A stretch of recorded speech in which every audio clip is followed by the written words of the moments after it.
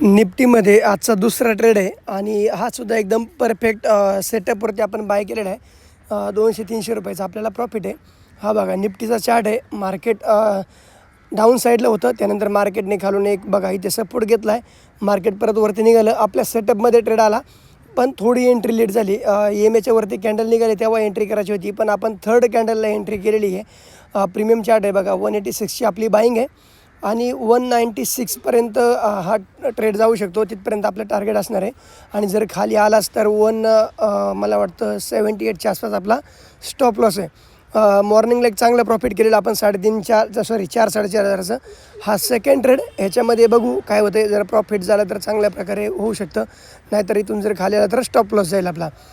तर आपण वेट करू, ह्याच्यामध्ये प्रॉपर सेटअपवरती ट्रेड आहे आणि प्रॉपर आपण स्टॉप लॉस आणि टार्गेटसाठी वेट करू। बघा होल्ड केलेलं आहे आणि ट्रेड परत रिव्हर्स झालेला आहे आणि आपला स्टॉप लॉस गेलेला आहे 2000चा आसपास, आपला 1900 रुपयाच्या आसपास आपला मायनस आहे। इथे आपण एक्झिट करून घेऊ, कारण की मार्केट आहे, अजून जर रिव्हर्स झालं तर आपला स्टॉप लॉस मोठा होईल। आणि बघा हे कॉइन 50 ह्याच्यामध्ये आपल्याला ऑप्शनला 10x लिव्हरेज भेटतं। आपण कमी कॅपिटलवरती एक मोठं आणि चांगल्या प्रकारे प्रॉफिट करू शकतो, पण त्यासाठी आपला सेटअप एकदम परफेक्ट पाहिजे।